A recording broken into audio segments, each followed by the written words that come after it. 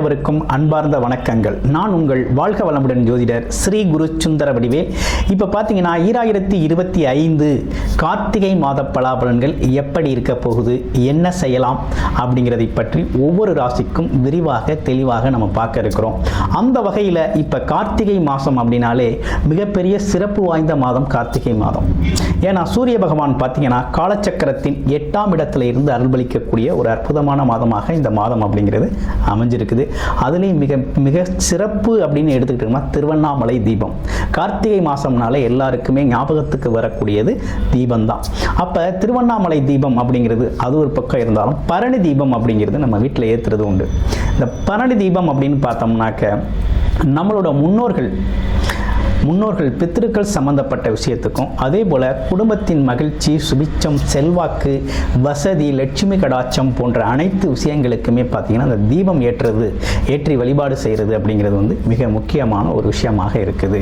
அப்போ இந்த கார்த்திகை மாதத்தில் இந்த கார்த்திகை தீபம் அப்படிங்கிறது பார்த்தீங்கன்னா கொண்டாடப்பட வேண்டிய மிகப்பெரிய முக்கியமான நிகழ்வாக இது இருக்குது.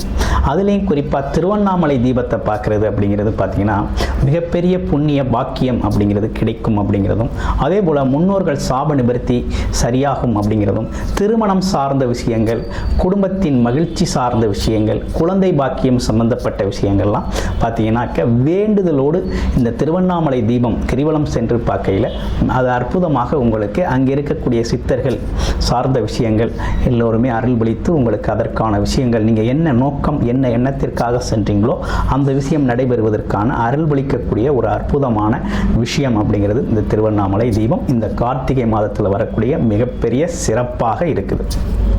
அடுத்து இப்போ ஒவ்வொரு மாதமும் நம்ம ஒவ்வொரு ராசிக்கும் என்னென்ன விதமான பலன்கள் இருக்குது அப்படிங்கிறதை பற்றி கிரக மாற்றங்கள், கிரக பயிற்சிகள் அதை பொறுத்து ஒவ்வொருத்தருக்கும் ஒவ்வொரு விதமான பலன்களும் நட்சத்திர பலன்களும் சேர்த்து நம்ம கொடுத்துக்கிட்டு இருக்கோம். அந்த வகையில் பார்த்தீங்கன்னா இப்போ இந்த கார்த்திகை மாதத்தில் நடந்திருக்கக்கூடிய கிரக மாற்றங்களால் என்னென்ன விஷயங்கள் உங்களோட வாழ்க்கையில் எது சார்ந்த முயற்சிகள் கை கொடுக்கும், எது சார்ந்த விஷயத்தில் கொஞ்சம் தாமதமாக எடுத்துக்கலாம் அப்படிங்கிறதை பற்றி முழுமையாக விரிவாக நம்ம இப்போ பார்க்க இருக்கிறோம். இப்போ உங்களுடைய ராசிக்கு எப்படி இருக்கும் அப்படிங்கிறத விரிவாக பார்ப்போம். மீனம் ராசி காலச்சக்கரத்தின் 12வது ராசி, மோட்ச ராசி, குரு பகவானின் ஆதிக்கம் நிறைந்த ஒரு ராசி அப்படின்னா மீனம் ராசி தான். மீனம் ராசியை பொறுத்த வகையில் எப்பேற்பட்ட சூழ்நிலைகளையும் வளைஞ்சு நெளிஞ்சு இலகுவாக பயணம் செய்யக்கூடிய ஒரு அமைப்பு கொண்டவர்கள் நம்ம. மீன ராசிக்குன்னு ஒரு சிறப்பு இருக்குங்க. ஆமாம், என்னென்னா மற்றவங்களுக்காக செய்கிறது அப்படின்னா அவ்வளவு ஆர்வமாக செய்வீங்க. மற்றவர்களுக்காக வாழக்கூடியவர்கள் உபயராசிக்காரர்கள் அப்படின்னு சொல்லுவாங்க. அப்படின்னா என்னென்னா தன்னோட நிலையை விட மற்றவங்களோட நிலைக்கு ரொம்ப அக்கறை செலுத்துறது, மற்றவங்களுக்காக இறக்கப்படுறது, மற்றவங்களுக்கு உதவி செய்கிறது, மற்றவங்களோட தேவைகளை நிறைவேற்றுறது, அதில் ஒரு சந்தோஷத்தை பார்க்குறது. ஆமாம், உதவி செய்கிறது அப்படிங்கிறது உங்களுக்கே உண்டான பிறப்பு குணமாக இருக்குது. ஆனால் நமக்குன்னு வரையில் அதை செஞ்சுக்க முடியாத சோம்பேறித்தனம் அப்படிங்கிறது இருக்குது. புத்திசாலித்தனம் நிறையா இருக்குது, ஆனால் செய்யக்கூடிய சோம்பல்தனம் அப்படிங்கிறது தனக்கு செய்ய முடியலை ஆனால் பிறருக்கு செய்யல ரொம்ப ஆக்டிவாக இருக்கக்கூடிய அமைப்பு வருது. சரி, ஓகே. அறிவு எப்படி இருக்குது அப்படின்னா அறிவு சார்ந்த விஷயம் ரொம்ப நிறைய இருக்குது, ஆனால் பயன்படுத்துறதுல தான் சிக்கல் இருக்குது. சரி, இப்போ என்ன சூழ்நிலை அப்படின்னு கிரகங்களை பார்த்துருவோம். ராசியிலே சனி பகவான் இருக்கிறாரு, ஜென்மச்சனி. ராசிக்கு 12ஆம் இடத்துல ராகு, ராசிக்கு 12ஆம் இடத்துல ராகு, 6ஆம் இடத்துல கேது. குரு 4ல் இருந்தவர் 5க்கு போயிட்டார், குரு பார்வை கிடச்சிருச்சு, சூப்பர். அடுத்து பாருங்க, ராசிக்கு 9ஆம் இடத்துல சூரியன், செவ்வாய், புதன், 8ஆம் இடத்துல சுக்கிரன். ஸோ உங்களுக்கு இந்த குரு பார்வை அப்படிங்கிறது இந்த சனி பகவானோட தாக்கத்தை குறைக்குது. ஒரு நல்ல விஷயம் நடந்திருக்கு.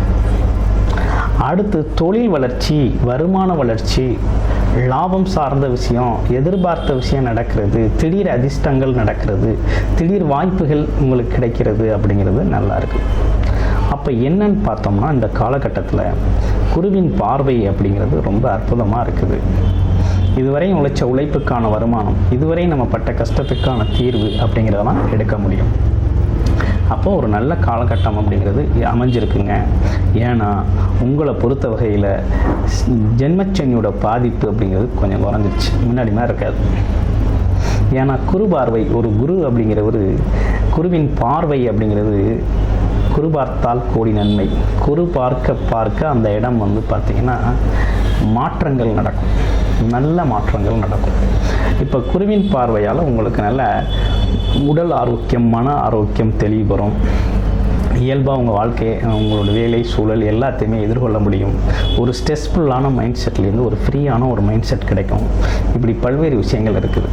சரி, ஜென்மச்சனி காலத்தில் திருமணம் செய்யலாமான்னு நிறைய பேரோட கேள்வியும் வந்துருச்சு. பண்ணலாம். உங்களோட பிறப்பு ஜாதகத்தில் திருமண நோக்கம், திருமணத்திற்கான தசாபுத்தி அமைப்புகள் நடக்குது அப்படின்னா தாராளமாக செய்யலாம். இல்லைன்னாக்க உங்களுடைய பார்ட்னர், கணவன்னா மனைவி, மனைவினா கணவன், அவங்களுக்கு நல்ல ஒரு அமைப்பு இருக்குது, வேலை நோக்கம் இருக்குது, திருமண காலத்திற்கான தசாபுத்தி அமைப்பு நடக்குது அப்படின்னா செய்யலாம். ஆனால் என்ன ஒரு விஷயம், ஜென்மச்சனி காலத்தில் திருமணம் செய்கிறதுனால என்ன நடக்கும்னா வீண் வாக்குவாதங்கள், வீண் விவாதங்கள், இந்த மாதிரி விஷயங்கள்லாம் வரும். அதெல்லாம் நம்ம தெரிஞ்சு புரிஞ்சு செய்யல கொஞ்சம் தவிர்த்துக்கலாம், ஒன்றும் பெரிய விஷயம் இல்லை. அடுத்து பாருங்கள், இப்போ வேலை தொழில் வருமானம் நல்லா இருக்குமா, வேலை இல்லாதவங்களுக்கு வேலை கிடைக்குமா அப்படிங்கிறது கேள்வி. கண்டிப்பாக உறுதியாக வேலை கிடைக்குது. அதுவும் உங்களுக்கு கண்டிப்பாக உறுதியாக ஒரு நல்ல வேலை கிடைக்குது. நல்ல தொழில் தொடங்குறதுக்கான நல்ல வாய்ப்பும் அமையுது.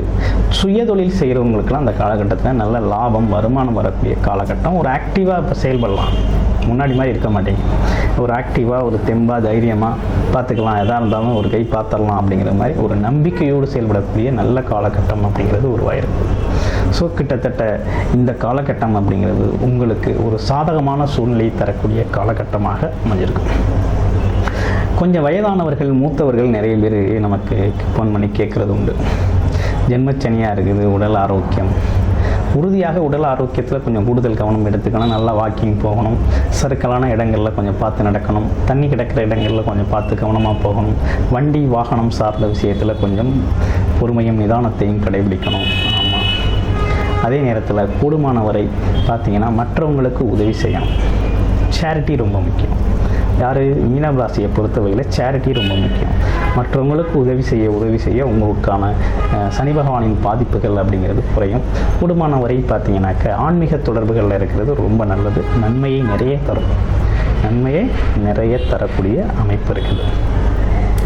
இதில் குறிப்பாக 6ஆம் இடத்துல கேது இருக்கிறது அப்படிங்கிறது ரொம்ப நல்லது. எதிரி, வம்பு, வழக்கு, அவமானம் இது சார்ந்த விஷயம்லாம் உங்கள் கிட்டத்திலே வராது. தைரியமாக துணிஞ்சு போகலாம். 12ஆம் இடத்துல ராகு இருக்கிறது அப்படிங்கிறது என்னென்னா தேவையில்லாத விஷயத்தை கொண்டு வரும். என்ன தேவையில்லாத விஷயத்தை கொண்டு வரும், மறைமுகமாக எதையாவது செய்கிறது அப்படிங்கிற ஒரு விஷயத்தை கொண்டு வரும். அதெல்லாம் தவிர்த்துக்கணும். அது மட்டும் இல்லாமல் இன்னொரு விஷயம் என்னென்னா வெளிநாடு, வெளியூர் யோகம் அப்படிங்கிறது ரொம்ப நல்லா இருக்குது. மற்றவங்களோட உதவி அப்படிங்கிறது ரொம்ப கிடைக்கும். வெளி மாநிலம், வெளி மாற்று மொழி பேசுபவர்கள் அவங்களோட பயணம் பண்ணையில் உங்களோட வாழ்க்கை உயர்வு, வருமானம் அப்படிங்கிறது அதிகரிக்கும். அப்போ கூடுமான வரையும் பார்த்தீங்கன்னா உங்களுடைய பிறப்பு ஜாதகத்தின் திசாபுத்தி நிலை எப்படி இருக்குது அப்படிங்கிறத பார்த்துக்கிட்டு இதை எடுத்து இந்த பலன்களை எடுக்கையில் உங்களுக்கு எதை செய்யலாம் அந்த காலகட்டத்தில் அப்படிங்கிறது ஒரு தெளிவு கிடைச்சிடும். நன்றி, வணக்கம், வாழ்த்துக்கள்.